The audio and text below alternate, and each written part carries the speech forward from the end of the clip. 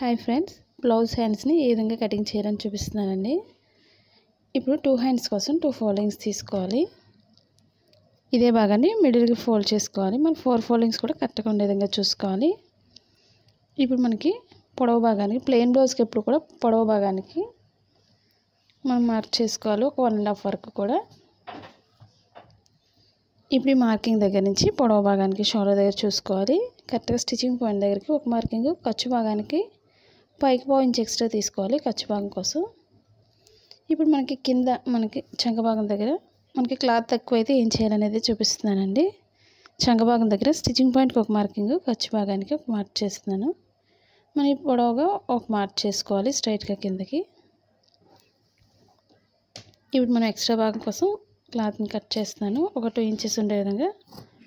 ఒక 2 ఇంచెస్ కన్నా మనకి ఎక్కువే ఉండాలి, ఎందుకంటే మనకి మెయిన్ పార్ట్లో క్లాత్ తగ్గుతుంది కాబట్టి. నేను 4 ఫోల్డింగ్స్లో కట్ చేశాను. మా ఛానల్ ఫస్ట్ టైం చూస్తున్నట్లయితే లైక్ చేయండి, షేర్ చేయండి, సబ్స్క్రైబ్ చేయండి.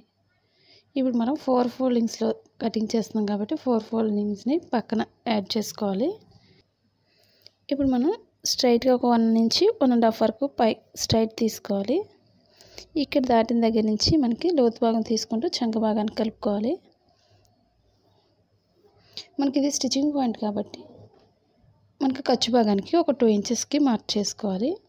అంటే 2 ఇంచెస్ కన్నా మనం కొంచెం ఎక్స్ట్రా మార్క్ చేసుకోవచ్చు, అంటే 30 ఇంచ్ పెంచుకోవచ్చు. ఇప్పుడు మనకి కిందకి మార్కింగ్ చేసుకోవాలి.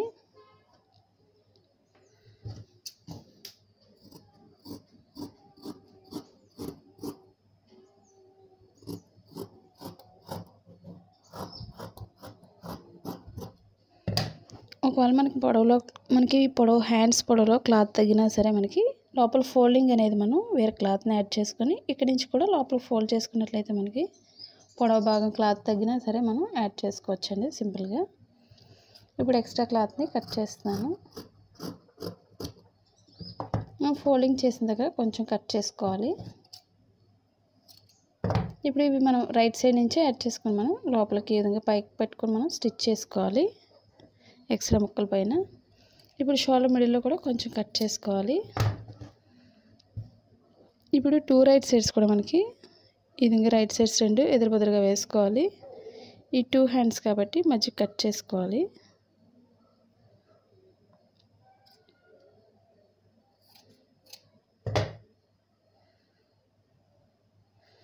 ఈ విధంగా రైట్ సైడ్స్ 2 ఎదురుబెదురుగా వేసుకోవాలి. ఇప్పుడు ఒకదానిపై వేసుకోవాలి ఈ విధంగా. ఇప్పుడు మనకి స్టిచ్చింగ్ పాయింట్ ఎక్కడైతే ఉందో అక్కడి నుంచి మనం స్టిచ్చింగ్ పాయింట్ దగ్గర నుంచి మనం లోతు భాగం తీసుకోవాలి. మనం ఇక్కడ 1.5 వరకు లోతు తీయలేదు కాబట్టి ఇక్కడి నుంచి మనం లోతు భాగం అనేది తీసుకోవాలి. మనం లోతు భాగం ఎందుకు తీసుకోవాలంటే మనకి చంక భాగంలో ముడతలు రాకుండా ఉండాలంటే మనం లోతు భాగాన్ని తప్పకుండా తీసుకోవాలి. ఫ్రంట్ పార్ట్ తీసుకున్న విధంగా మనం హ్యాండ్స్కి కూడా లోతు భాగం తీసుకోవాలి. స్టిచ్చింగ్ పాయింట్లో కొంచెం కట్ చేసుకోవాలి. ఈ లోతు భాగం ఎప్పుడు కూడా బ్లౌజ్ ఫ్రంట్ పార్ట్కి రావాలి. అది తెలియడం కోసం మనం స్టిచ్చింగ్ పాయింట్లో కొంచెం కట్ చేసుకోవాలి. మనం రాంగ్ సైడ్ అనేది ముందే మార్క్ చేసుకోవాలి. ప్లెయిన్ బ్లౌజ్కి ఎప్పుడు తెలియదు కాబట్టి రైట్ సైడ్స్ అవి. ఈ విధంగా మార్క్ చేసుకున్న తర్వాత ఈ చిన్న ముక్కలను జాయింట్ చేసుకోవాలి, ఎక్స్ట్రా ముక్కల్ని.